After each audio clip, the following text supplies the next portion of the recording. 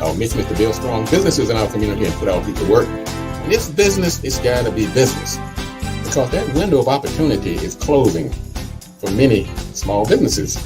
Shooting the person that you are asking to rehire you, that's probably down at the bottom of the list. To be fair with people, you might get the best price, but sometimes you're winning the battle but losing the war.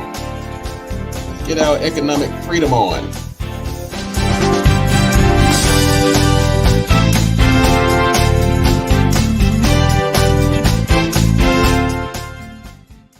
A lot is going on. Oh my God. This show, we've become so popular now, and I'm gonna tell you why. I'm gonna tell you a little story. Do my Bernie Mac. I'm tell you a story. What's happening is that we have, I think we kind of struck a nerve, because we have found a creative way to blend your business and what's going on into greater society. We have added an element called context, because we do not live in a vacuum. We do not work in a vacuum. Everything affects everything else. I must admit, sitting here talking about business for an hour can get downright boring. I'm talking about the left brain, right brain, the 4 Ps of marketing, the industry, life cycles, the consumer adoption process. Like, yeah, sleep.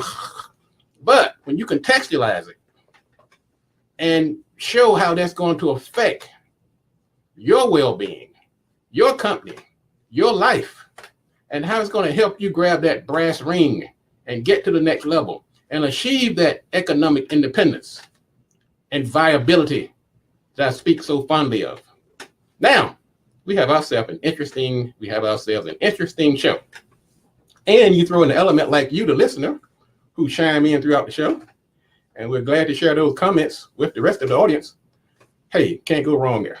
27-year-old of Little Caesar, she got fired. She came back and told the manager, I want my job back. She got into a fight with the manager, pulled out a gun, and shot the manager. I mean, I can understand wanting your job back, but I don't think that's the way to get it. And I'm just saying, maybe I've been out of the marketplace too long. But shooting the person that you are asking to rehire you, that's probably down at the bottom of the list of things to do to get your job back. I mean, like, I can do some overtime. I'll work on Sundays. I'll wash the windows. I'm going to shoot you. Nope, scratch that one off. I can just assure you.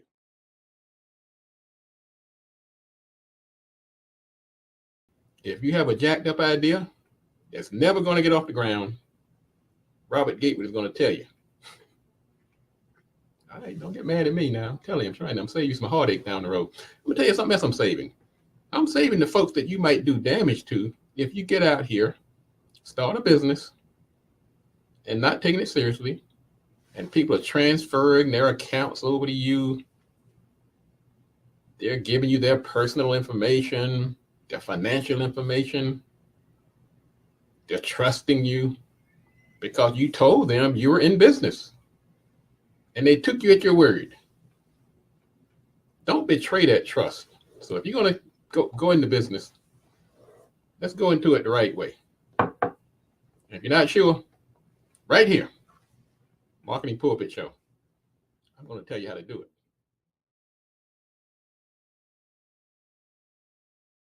Before you curse the darkness, feel around in your pocket.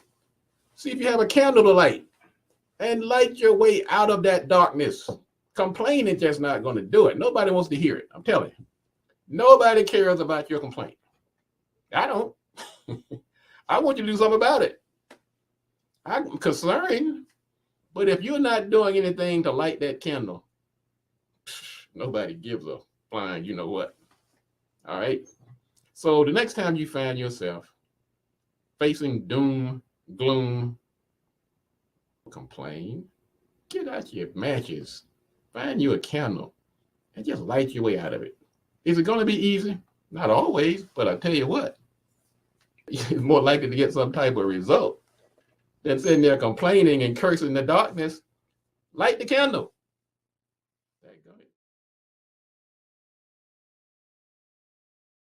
Another self-inflicted wound is putting all your business, your personal business, on social media.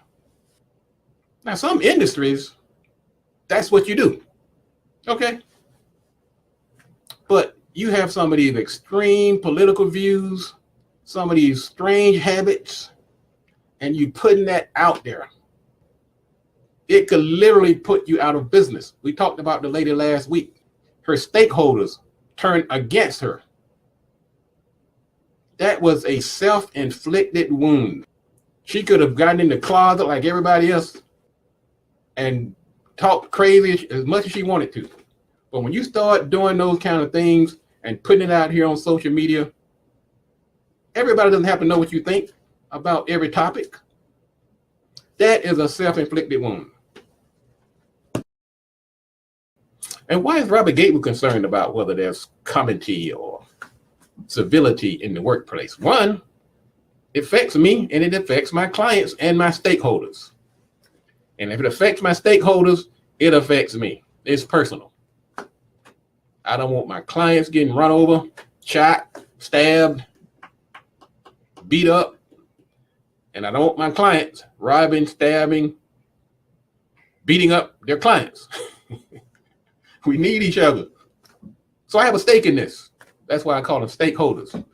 I've done several shows on stakeholders too, stakeholder relationships. And if you don't know what a stakeholder is, it's anybody who has a stake in your business.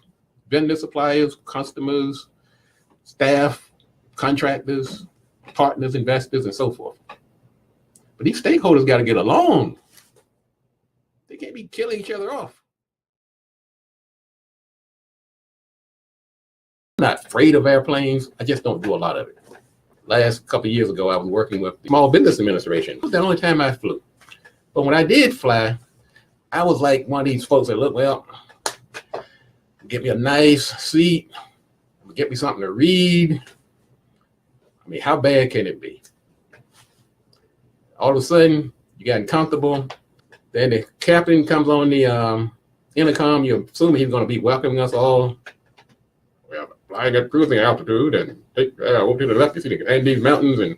But instead, he comes on and says, will all strong-bodied males come to the front of the plane and help me fight this guy who's trying to take over the plane? Is this one of those Steve Harvey pranks? You waiting on cousin Tommy? What's his name? This is exactly what happened on a Delta airline.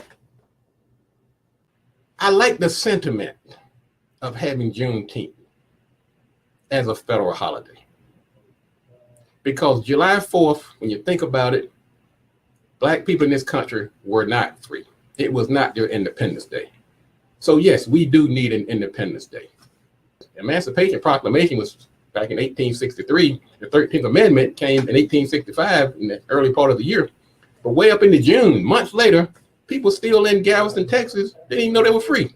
So that's what the holiday is about. I love the sentiment, but sentiment is the operative word here. It's sentimental. You know what it felt like to me? It's like you ever get a birthday card, you go in there and you say, then you do like this.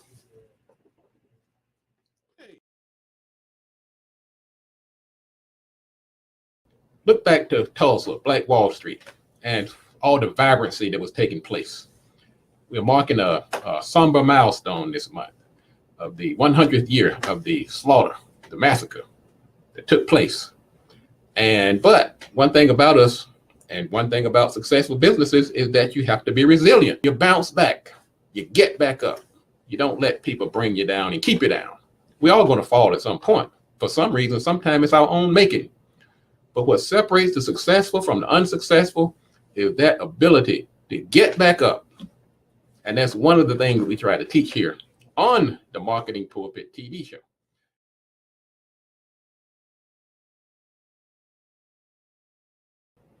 If you have built your business model on one-off sales, I'm going to let you in on a little secret.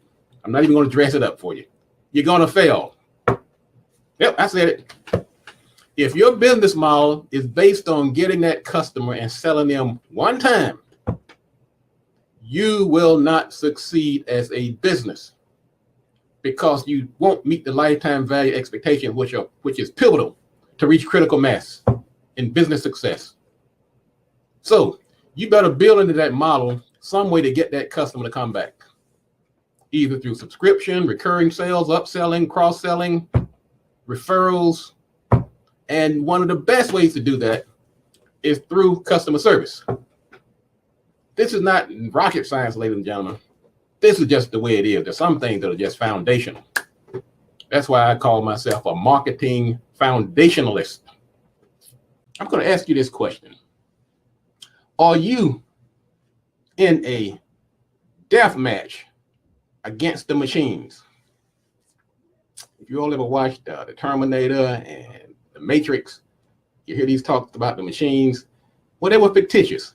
But now we are in a society where that has become our reality. So we're going to talk about that coming up in the show. We're going to talk about, are you working yourself to death? And so, let me tell you, sometimes I wonder. I get up in the morning, I say, what in the world am I doing? Thank goodness I work for myself. But for the people who are working for an employer, and for you small business owners who are doing things the hard way, you may be fighting an uphill battle. And we're going to talk about that here on the Marketing Pulpit TV show.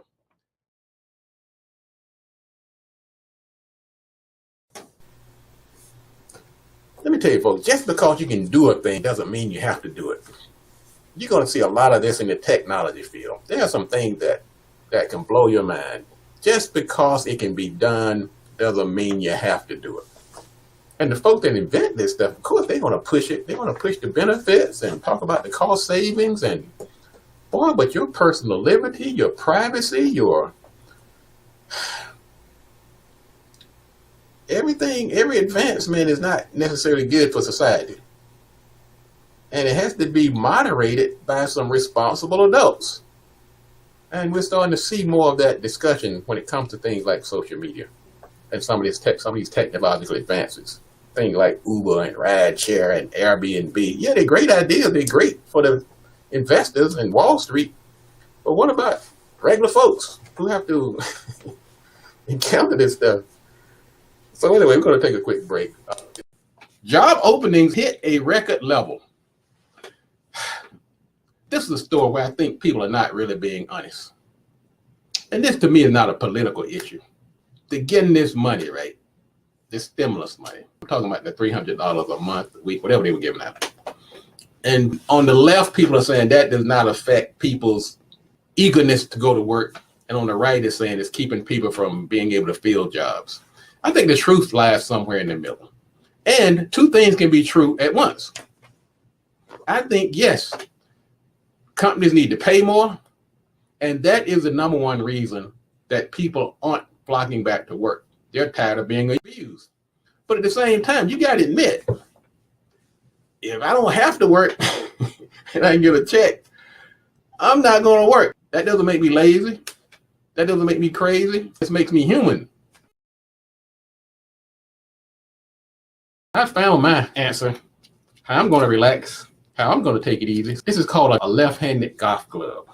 This is a 6-iron, and I'm going to go out here and got my white glove. I'm going to do this last story, then I'm going to be out of here.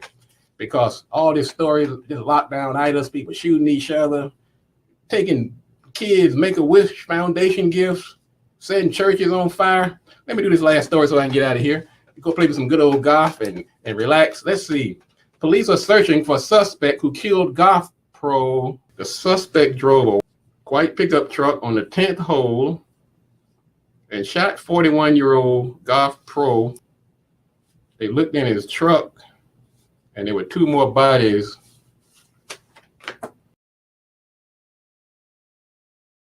Over at Amazon, the bots are doing the firing. Man, they got a bot for everything now. Man, at least you thought that if you're going to get fired, a person would fire you.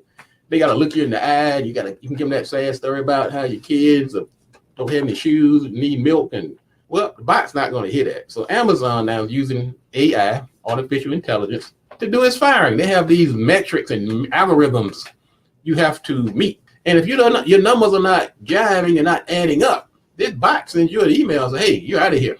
And you're like, how do you respond to a bot? What do you do? Do the robot like on social I don't know. What do you do? How do you respond to a bot? One lady said she lost her house and had her car repossessed with her kids' Christmas presents in it after the bot fired her. Boy, that bot is pretty cold. Man, it's a heartless bot. Another self-inflicted wound is putting all your business on social media. You have some of these extreme political views, some of these strange habits, and you putting that out there. It could literally put you out of business. Everybody doesn't have to know what you think about every topic.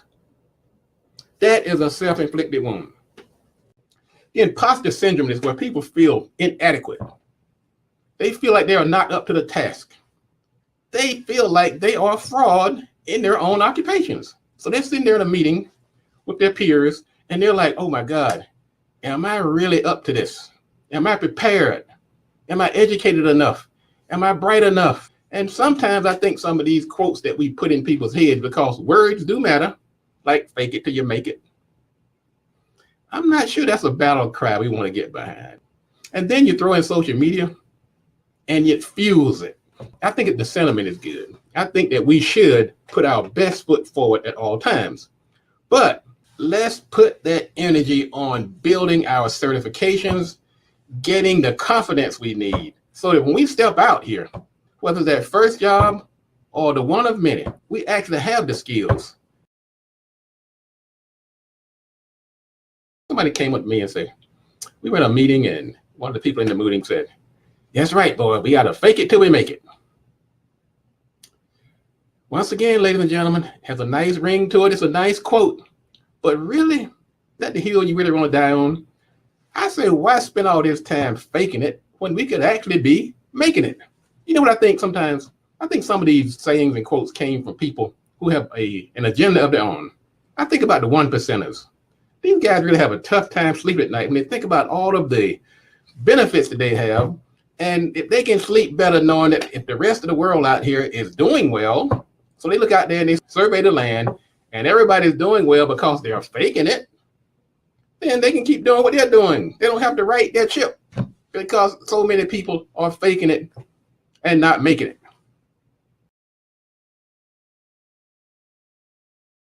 What I try to do, ladies and gentlemen, is to tackle this business development from a foundational level. Got to have the right mindset. You can have all the degrees, you can get all the little certifications you want, but until that mind is in the right place and you have fully developed your thinking capacity and shifted that thinking into business ownership, you're going to have a tough time. So yes, there is a difference between business owners and the rest of the world. Some for better, some maybe not so good. But for better or worse, you have to get the foundations. You have to get the fundamentals. And much of that is mental. You have to have a certain way of thinking. And sometimes we have to discard some of this old bad advice we've gotten over the years. People hearing nice saying and go out here and make it law. But we gotta think. People say time is money. I say time is not money. Time is better than money. That's right. You give me some time, Jack, I'm going to make some money. But all that money in the world is not going to buy you time if you run out of it. I'm so big on this thing called time. I'm going to say that wasted time is the vanguard of failure. If you want to fail, some of you, I know it's not something you spend any time lying awake at night trying to figure out. How do I fail? But in case you do, I'm going to tell you how to do it. Waste your time. There you go. I just solved it for you. You can scratch that off your things that you didn't know about. If you want to figure out a surefire way to fail in life, in business, or in anything you set out to do, waste your time. And that'll guarantee it for you. You can tell them Gatewood told you that. I heard somebody say, if you're the smartest person in the room, what did they say? You're in the wrong room, right? I don't know about that, ladies and gentlemen. I beg to differ. I say if you're the smartest person in the room, why rush for the door?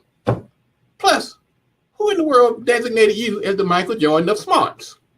How do you determine if you're the smartest person in the room? First of all, you can take a poll, give out an IQ test. That's a little immodest if you ask me. I mean, you may be, but I'm not sure that's something you want to brag about and tell everybody, look, all these folks in this room with me are my intellectual inferiors. So I say before you rush for the door, before you grab your oversized hat, I say before you declare yourself the smartest person in the room, and it's by chance you do, instead of rushing for the exit door, why don't you do this? Stick around a while. Share some of that knowledge. I had a conversation with somebody the other day. They were talking about filling out some type of application. And they were like, well, if I do this, I can probably get away. I hope you could get away with what? Well, because everybody don't do it. I'm telling you, somebody under the sound of my voice right now is thinking about taking a shortcut, maybe fudging the numbers, exaggerating your experience. Don't do it. Gatewood is telling you it's not worth it. It might take you a little longer, might take you a little more hours, might cost you a little more money to get the legitimate result. These shortcuts are going to get you. And it's because of technology and social media. You can't beat them. You can't. You can take that to the bank. Good morning, Anthony. Use social media and stop letting it use you. If you want to use social media, folks, use it towards your business. There's a lot of good things you can do with social media. You can share your information, you can display your products, you can help brand. I don't like the fact that everybody's showing off and showing how great they are, and they're showing their cars and the food they're eating and the clothes they're wearing and how successful they are, and they're showboating. It's just the greatest tool for showing off. That when you're doing that kind of showing off, you're feeding into this monster of excessism and materialism. Social media has helped fuel this. I was watching what was happening in Afghanistan. I'm seeing mothers and fathers throwing their babies over razor wire. They were yearning to be free. And that freedom is something powerful, isn't it? That you would take that kind of risk, standing in long lines, people shooting at you, trying to blow you up to be free. I want you to free yourself and take that same type of attitude, that same type of vigor, that same type of passion to free yourself. So free yourself from the shackles of excessive spending, from materialism, from keeping up with the Jonesism, and all other types of isms. That's right, because just like these people are throwing their babies up to try to get them over the wall into freedom, we should have that same type of passion for our babies, for our children, so that they don't become the next generation who are going to be played by the corporate oligarchs while we sit by and do nothing. Welcome back to the Marketing Pulpit TV show. I am Robert Gatewood, your host. I'm here every Friday. That's right. Set your clock every Friday for 10:30. You cannot go wrong. I'm telling you. If you're a business owner, why wouldn't you do this? Let me get into your head for a minute here. Information is free. The messenger has more experience probably than anybody in any marketing field. He's concerned about your community. And plus, the things that I tell you, these things have been tested. I have a board up here on the wall. Probably got about 20 names on it. And these are clients. These are people I've worked with. And that list is constantly evolving and changing because I'm constantly bringing in new customers. And so the customers that come in, they're benefiting from the clients that have gone before. And you're receiving the same type of information at absolutely zero cost. So why wouldn't you do this? And somebody asked me the other day, said, Gatewood, I want to hire you to do my branding for me. Where do I get started? I said, you have already started, I hope. How are you treating your customers? How are you treating your staff? Are you making a difference in society? What kind of service are you putting out here? You're already branding whether you know it or not. The key is Is it the type of branding you want? You are messaging in every decision you make in your company. That logo that people claim to be the brand is just the iconic representation of the brand that you've already developed. Does the brand that you have already started represent where you want to be?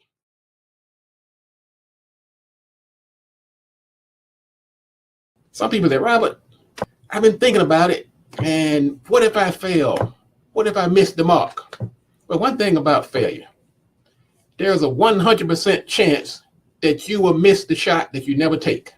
So go out there and take that shot. So what if you miss? Last time I looked, they don't lock you up. You don't catch a contagious disease and die if you miss. You pick up and do it again and again. You think I've succeeded every time? I don't want you to be careless, but go ahead and take that risk because so much is at stake. Your future, future generations, our community. We need smart, intelligent, innovative people like you to step out there and let's create these businesses and put our people to work and build that economic foundation that is so vital to the sustenance of our community. I'm Robert Gatewood, and I'm here every Friday at 10:30 a.m. Are you the no-name brand? You've heard about the no-name brand, the brand that nobody wants to risk. It's like, I'm not trying that. I never heard of that company before. That could be your company. You do not want that tag.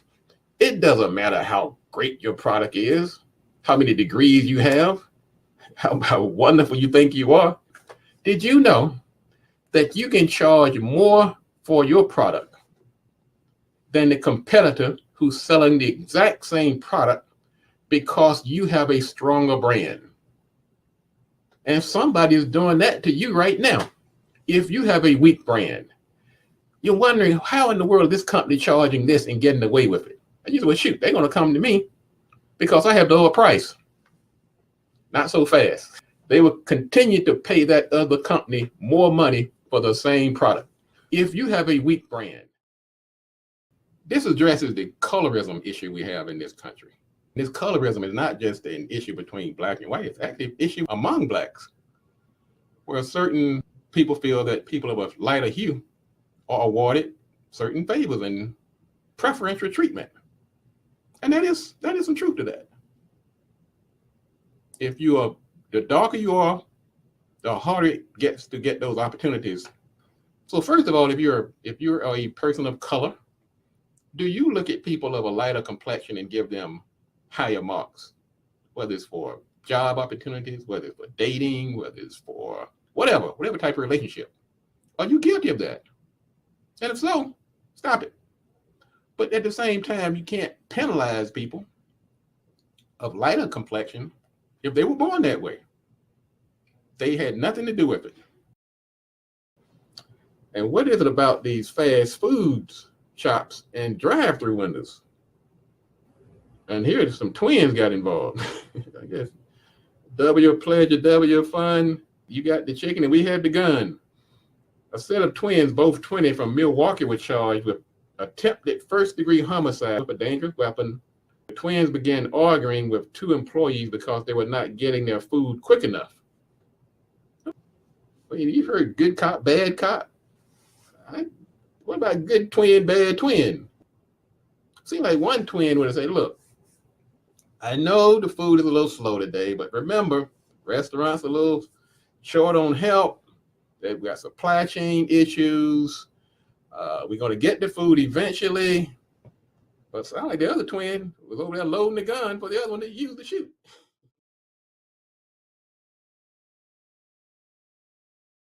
Louisiana teacher admits to giving kids cupcakes laced with her husband's sperm. And you know how many times I've come on this show and talked about how I love teachers? How this breaks my heart. How do you work that out in your head? I'm just figuring. You go to your husband and say, hey, look here, Bill. I'm taking cupcakes to the kids tomorrow as a treat. And I need a special ingredient. You got anything in mind? She is now charged, and her ex-husband, who is also ex-deputy sheriff. Oh, no.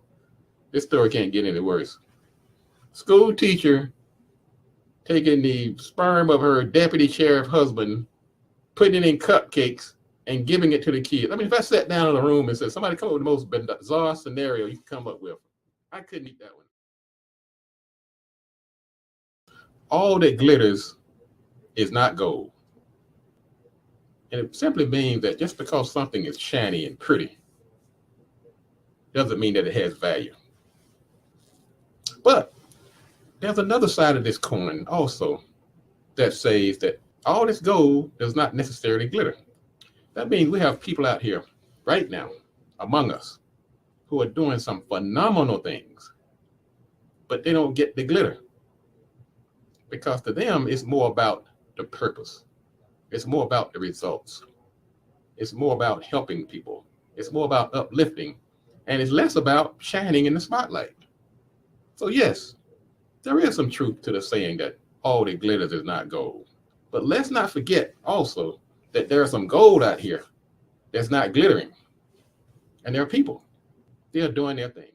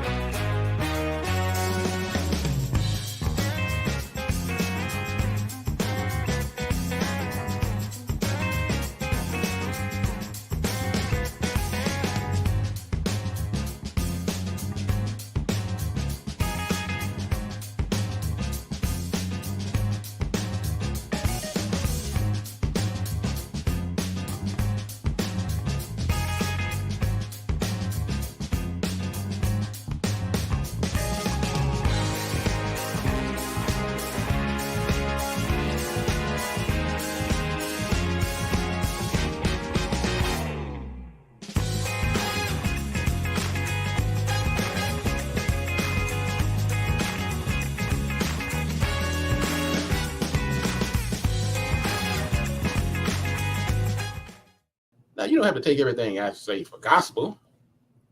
Even though I am the marketing pulpit, it's not gospel necessarily, but you have another voice. Sometimes you need somebody to run things through. Sometimes you've heard it.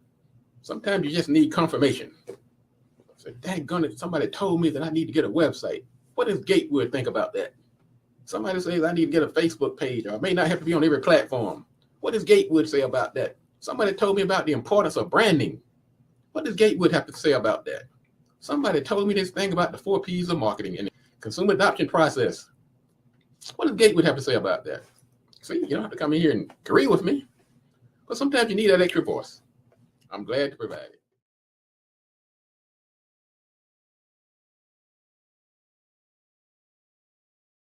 If these young people are not taught history, if the only thing they see right now is racial animus, if they see politicians that are hell-bent on destroying the country, they see adults behaving a certain way, then they're going to do that too. If they can't see what happened on the Edmund Pettus Bridge, if they can't see that there was a bombing that killed 4 innocent Black children, if they see that, they might go home and say, Mom, Dad, is this true? What happened? What can I do to make sure that doesn't repeat itself? But if you don't share that history, you're going to have juveniles threatening to blow up Black colleges. This is a discussion we got to have. There's the saying that if you build a better mousetrap, the world will be the path to your door. Now, that's a notion that has been around for a while. And what that portends is that if you're providing innovative, top-notch services and products, that the public will reward you. They will literally be the path to your door. I mean, how can you argue with that? Except it's not just good enough now to have a superior product. Yes, I want you to continue to put out a good product, but what I'm going to ask you to do today is to spend some of that energy, besides putting out a good product, you have to put some energy on getting the world to beat that path to your door. No matter how good your product is, if people don't know about it, They're not coming to your door, and it's certainly not beating the path. This 8 steps quick guide to marketing success. Identify a need, a problem, a want in society. Determine who has it. That's your audience. Create a message letting people know that you have what it takes to handle that problem. Make the solutions available, the product, the services, at the times and place that's convenient for that audience. Deliver that message using the medium that they prefer. Be able to answer questions, overcome their objections, and close. Make sure you have a good quality product. And last but not least, I want you to exceed expectations at all times. I had somebody ask me the other day, said, Gatewood, I want to hire you to do my branding for me. Where do I get started? I said, you have already started, I hope. How are you treating your customers? How are you treating your staff? Are you making a difference in society? What kind of service are you putting out here? You're already branding whether you know it or not. The key is it the type of branding you want? You are messaging in every decision you make in your company. That logo that people claim to be the brand is just the iconic representation of the brand that you've already developed. Does the brand that you have already started represent where you want to be?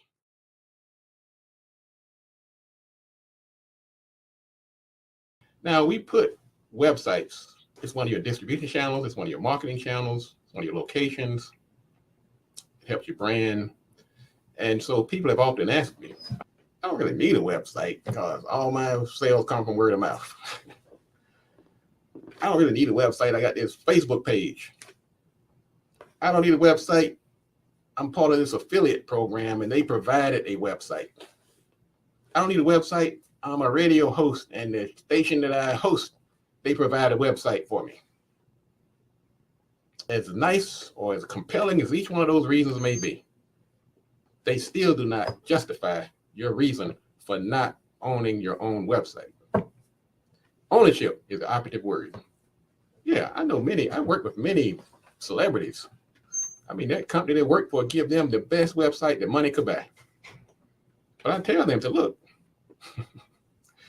you're not going to work there forever. And we had people that preceded us, like Dr. King.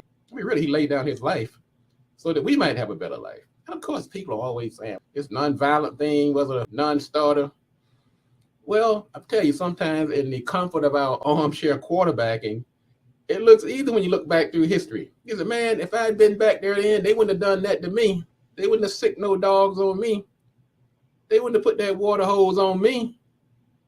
I'd have sat at those lunch counters. Look what I've been pouring sugar on my head. Well, hate to tell you folks, you can't be sitting here looking back on history saying, what would I have done then when it's happening right now?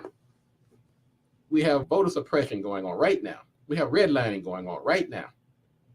So we don't have to go back to the 1965 Voting Rights Act. We don't have to go back to the Edmund Pettus Bridge or the 16th Street bombing.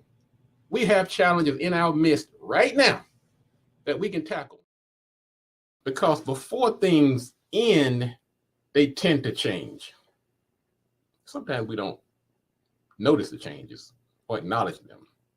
But even when you're in the bed at night and you're about to end your slumber for the day, your breathing pattern changes. So things don't just happen out of the blue. Take stock of the changes around you.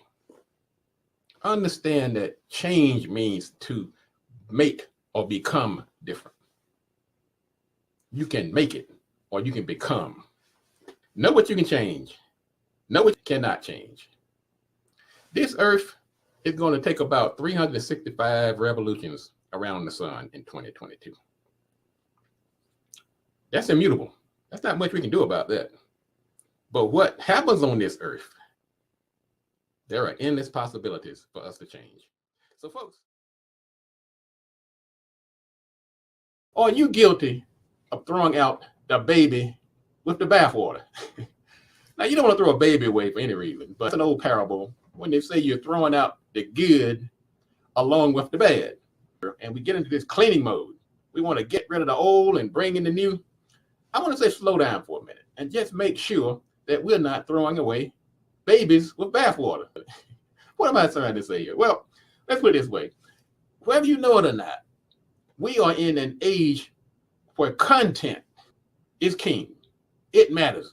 And so on some of those old computers, on some of those old phones, on some of those old hard drives, you may be sitting on a gold mine and don't even realize it. You're sitting there with some old videos, things that you've written, and you say, man, I've had it this long and it might as well get rid of it.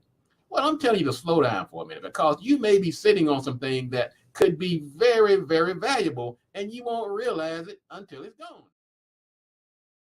People give for different reasons. Some give because it's intrinsic. It's part of who they are. Some do it because others give. And some do it for financial gain.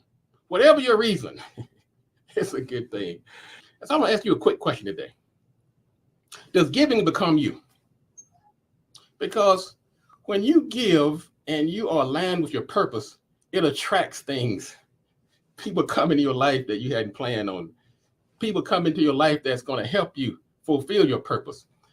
When you do something often enough, it becomes you. If you smoke, you're a smoker. Okay? If you vote, you're a voter. You sing, you're a singer. And if you give, you are a giver. When something becomes you, you don't need these reminders. You don't need a Tuesday giving day to remind you to give if giving becomes you.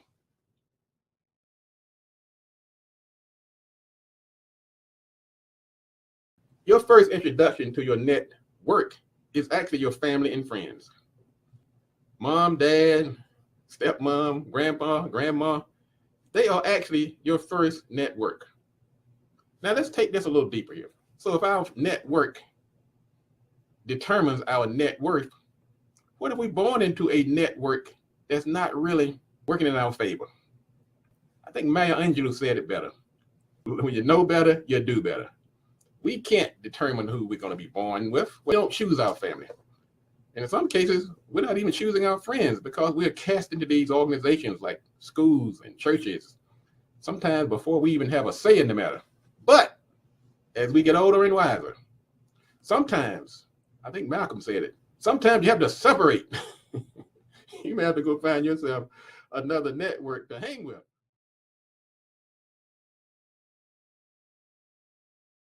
See this phone right here? Why are you calling me? No, I'm not busy.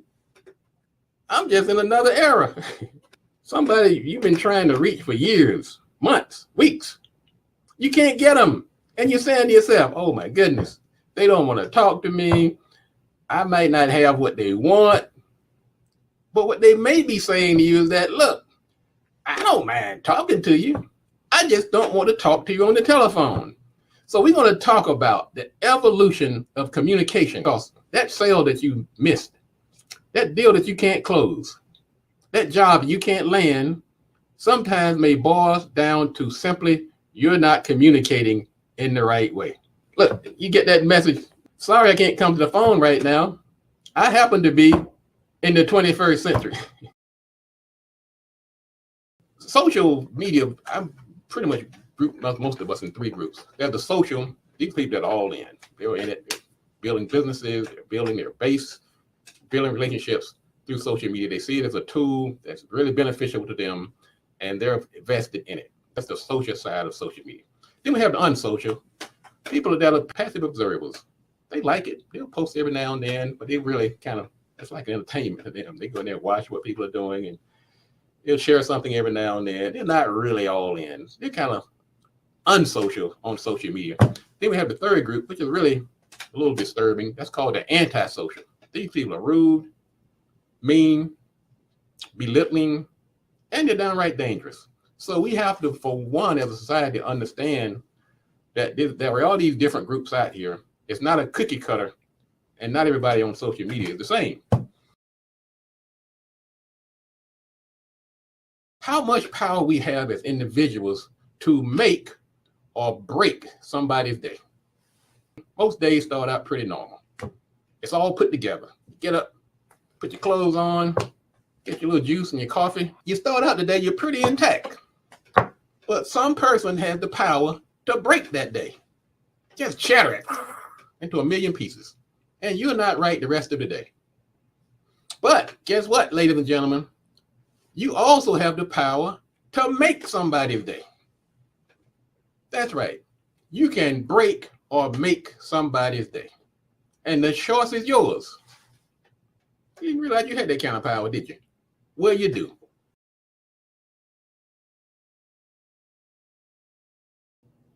If you can't beat them, join them. What if you can't join them? Then you beat them. Sometimes you find yourself fighting some forces that are really just beyond your ability to overcome.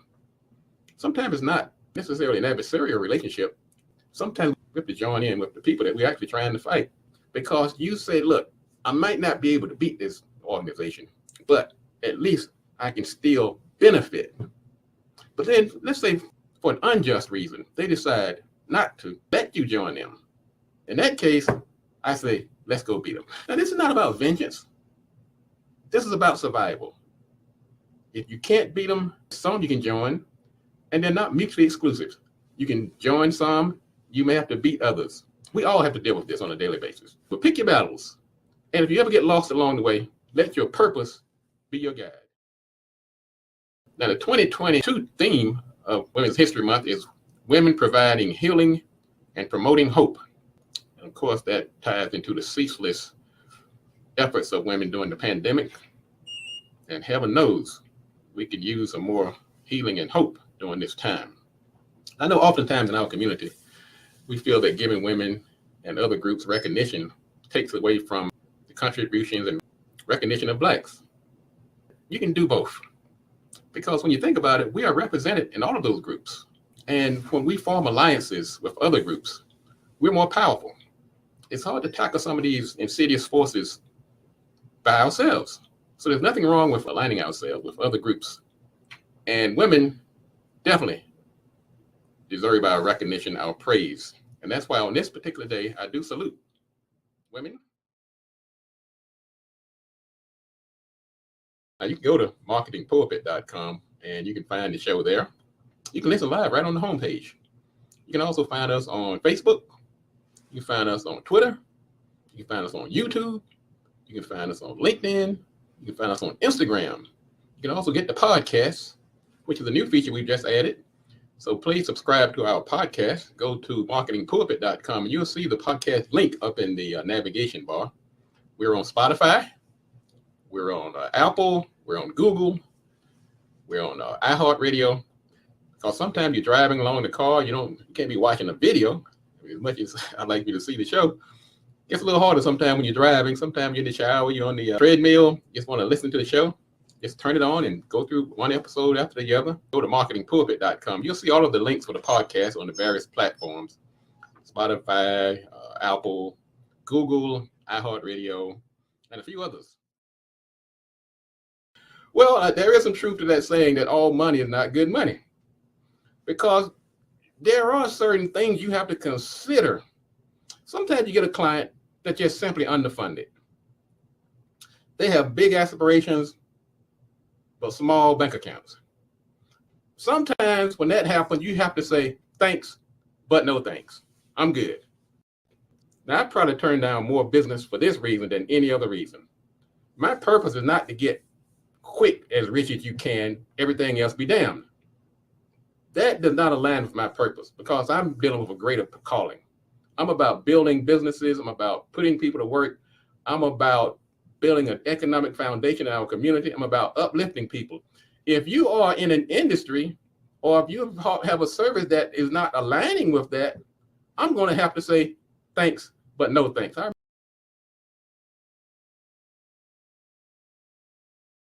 Men, we feel obligated to defend our women.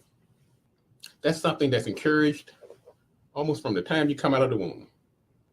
But I'm going to ask the women, we need your help on this particular one. I would like to think that I can use your strength, but I can't guarantee that or promise it. When you see us doing something crazy, we don't need to be encouraged to do something that's going to have life-altering consequences. We don't need a thug. We need a tug and a hug. Your man cannot defend you from the unemployment line. Your man can't defend you from jail. And your man definitely can't defend you from the cemetery.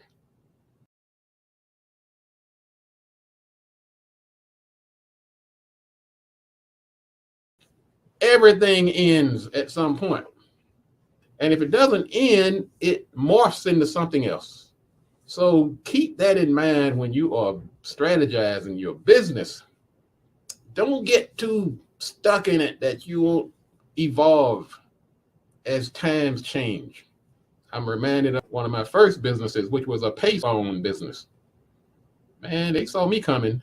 I saw a little ad in the paper that said, make money while you sleep. I said, well, that's two things I like very much. I like making money. I love a good nap. Took 5 of my credit cards and bought me a payphone business. I'm ready to sleep and make money. Nobody told me about the industry life cycles, that this thing called payphones was on the way out and cell phones were on the way in. I made money while I slept about 1 month. Well, I got a good month of sleep out of the deal, so maybe it wasn't a total loss. A black Hooters waitress says one of her tables asked for a blonde server instead of her.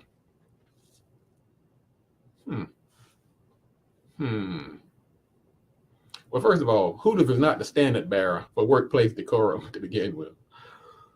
So when you take a job at Hooters, you're not exactly, let me walk gently here, because I'm sure there's some really decent people working at Hooters, but okay, first of all, we know blonde is a very loud dog whistle for white, even though I've seen some black people who are blonde.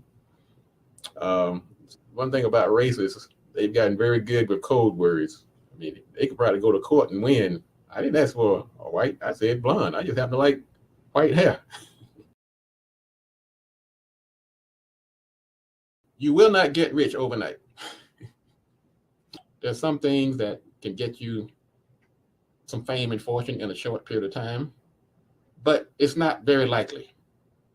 But even these overnight sensations, sometimes it's about 30 years in the making, but it was overnight to you because you just found out about it. You can go out here tomorrow, you can become an NBA star, you can go out here and make a rap song, you can hit lottery. All of these things are possible and doable, but are they likely? Not so much. So you have to decide whether you're going to spend your time, your energy, your resources chasing that wing and a prayer, or do you spend this time and do it the old-fashioned way? Can you get successful in a short period of time? Yes. You do have to take some risk. You can make money while you sleep. It may be an oversimplification in some instances and not so much in others. When we're talking about passive income and making money while you sleep, like most things in life, all things are not created equally. There's some you can make while you totally asleep. You can sleep for a week or two and not even worry about it. Others, you might be jumping up in the middle of the night because things are happening you have to attend to. So your sleep might be interrupted. Some you got to do a little work on. Some you got to do a lot of work on. So a lot of things have been thrown into that passive income basket. But I do like that concept that when I'm laying in the bed at night and I'm making money, that it doesn't mean that I didn't do some work before I lay down. So there's varying degrees of passive income.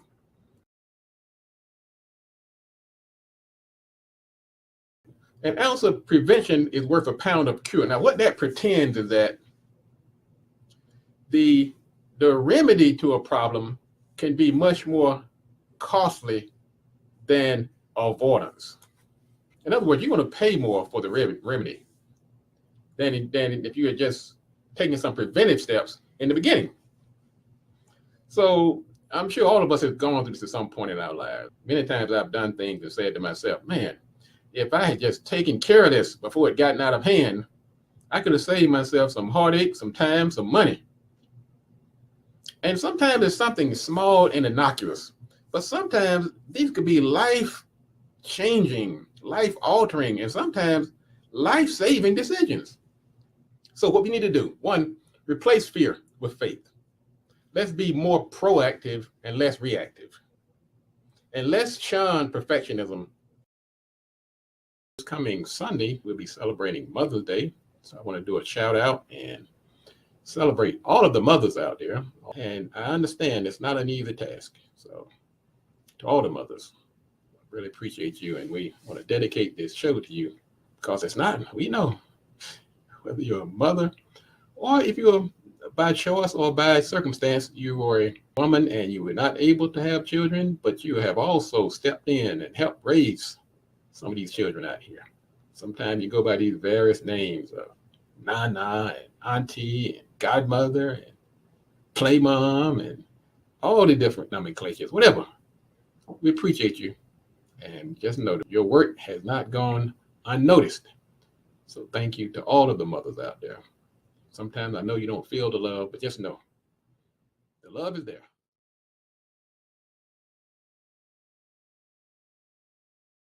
A right to choose is really a woman's fundamental right. She has the right to decide what she does with her body. And it's amazing that the people that seem to have the biggest issue with this are certain men. That alone should be suspect. They are all about the sanctity of life. Seem to have little regard to life when we flooding our streets with weapons and guns. Not so concerned about life when it comes to health insurance. They're not so concerned about life when it comes to better pay, which give you quality of life, better choices of food, health, and housing that can extend your life. So this whole thing about Roe v. Wade and its right to choose is steeped in hypocrisy. And we shouldn't fall for it. Once they start taking away the women's rights, who's next? Is Brown versus Board of Education next? And been in the pandemic for the last 2 years. Let me tell you something, folks. That's a tough sale to get somebody to go back to the office if they don't have to. Man, in the old days, I'm jumping up. I got the alarm clock set. I'm racing out the door. I'm in the traffic. Can't even stop and get a cup of coffee. You weighing, you judging. You say, man, if I stop, get this coffee, I might not get there in the 5 minutes that I need to be there before the bell rings. And man, you get up now, like you don't even set the alarm clock. And hell, I get up when I get up. You take a long breakfast. You're not just having coffee and a donut, man. You frying eggs and sausage and grits and toast, waffles, and the whole works. And it's hard to give that up. And so people, of course, they're going to justify it by other means. Say, look, hey, we can't go back because, and let me tell you, we just don't want to go back. Curiosity kills the cat. Now, what that says is that sometimes being too curious puts you in danger or at risk. But when you think about it, if you're a bad cat, you wouldn't want people to be curious either. Because some of these cats out here, they deserve to be, not necessarily killed, but at least need to be marginalized. Let's say this cat takes on a certain countenance. Sometimes it takes on the countenance of injustice, prejudice, of apathy, of myopia. We're seeing the rise of some of our worst instincts. And we have every right and obligation to be curious and not let some of these things go unchallenged. So yes, curiosity does kill a cat. But if you're the wrong kind of cat, and I do speak in colloquialism, then you deserve to be put aside.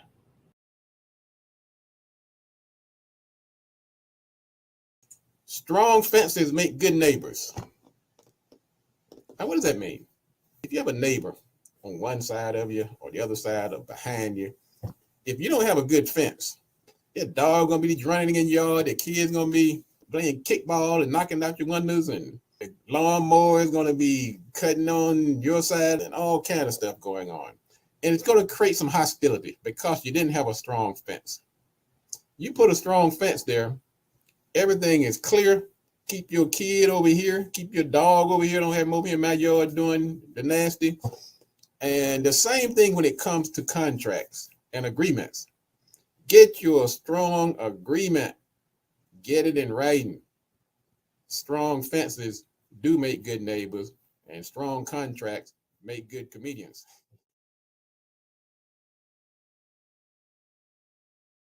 You can't mix business and pleasure. Now, to a point. Now, you can go to somebody's barbecue and you can, but you got to keep that distance. You got to keep some distance, even with your family members. When it's business, it's got to be business. I mean, I'm not saying be this stick in the mud, but you just can't get too close to everybody. You have to let that happen over a long period of time. Now, if you've been around somebody for 30 years, they become like family, really. But these relationships you meet, a client you met, you worked for them a few months, next thing you know, you're going on trips together, they're over at your house, I don't do that. Sorry.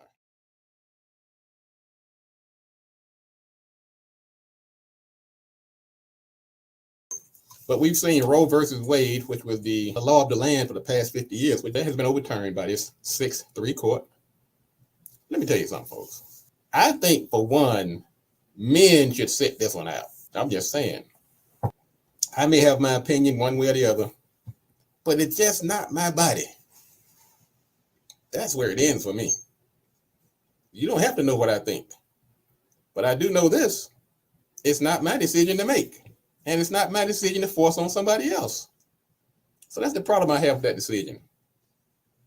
If you have too many men making the decision and weighing in. I mean, I know men had to contribute to the pregnancy, but does that make you the final arbiter of what the decision is going to be? No.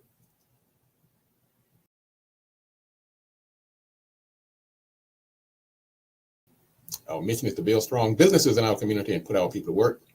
Summer is here. We can't keep depending on others to put our children to work. Nothing distresses me more than that. Summer rolls around, little Keisha and little Jermaine looking at mom and dad, say, look, I need a summer job. So mom and dad takes the kid out, puts them in their new Mercedes-Benz. All right, little Keisha and little Jermaine, let's drive over here to the other side of town. We can go over here and beg. And maybe somebody else's community will hire you because we can't do it ourselves. I have a serious problem with that. One thing,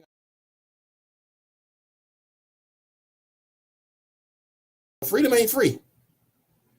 Don't let that word free throw you off. You have to pay for freedom. This to me has been one of the biggest challenges for most of the folks that I've been trying to push this freedom train onto. They want freedom, but they're not ready to sacrifice. They're still under the shackles of materialism. That's an enslaver. So when you get into this mindset and you start talking about being free, part of the cost of admission is you have to sacrifice something, and you can do it. Because I know in this season of celebration of independence, started with Juneteenth. Let's run it all the way up to July 4th. And let's give new meaning on what it means to be free.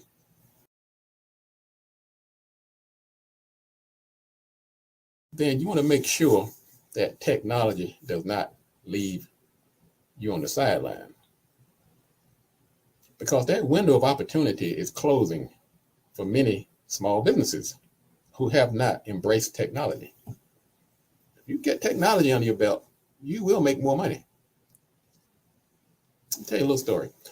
When I started working with the Small Business Administration as a consultant, I thought they wanted me for my marketing abilities. I'm like, man, they knocking on my door. I'm the master marketer.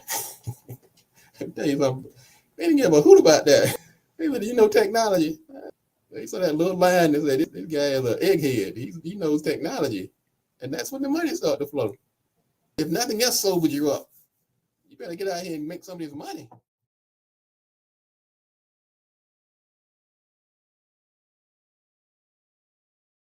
Bishop in the pulpit up in New York.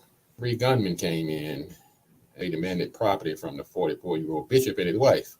From what I understand, they made off with about $1 million in jewelry. Wait a minute. I think it said $1 million. $1 million. That's 1,000, right? Wait. 1, 2, 3, 4, 5, 6. Wait a minute. Did I see that right?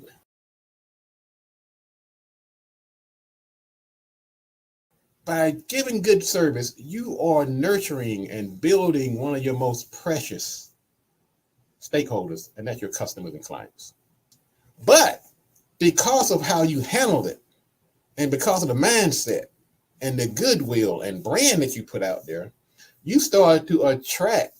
If anybody here believes in the law of attraction, you start to attract other companies of like minds to be other stakeholders, such as joint venturers, such as partners, such as vendors, such as suppliers, such as staff. If they start to see your company and your brand in a positive light, it attracts positive influences, and it's going to increase the trajectory of your company. Nature abhors a vacuum. Of course, abhors just simply means hates.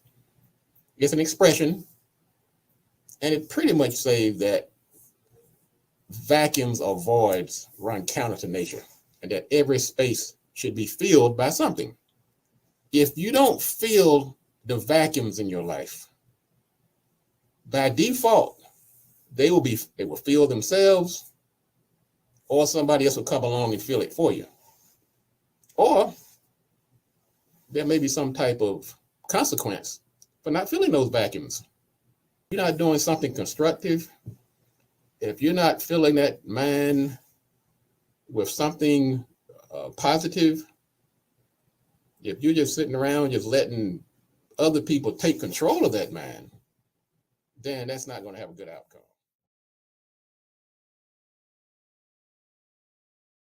Now, when you're buying media, there are some costs, and you're going to pay for that media.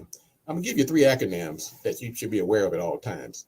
The first one is cost per acquisition, CPA.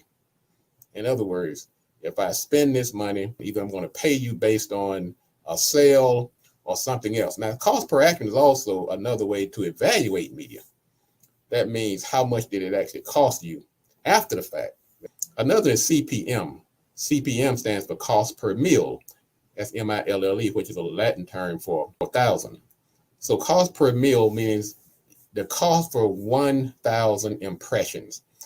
Another is called CPC, which is cost per click, which is how much you're going to pay if somebody clicks on that ad. And so if you're doing like Google AdWords or something like that, you're usually doing a CPC deal. So you need to understand the terminology. So don't be so quick to pull the plug on us. We make one little small mistake. Now I don't expect or ask anybody to lower their expectations just because they're dealing with a black business. No. What I'm doing is asking you black businesses to step it up. Exceed expectations. Don't just do enough to get by. Our community demands it and deserves it. And they will reward you. I know I will. Every chance I get.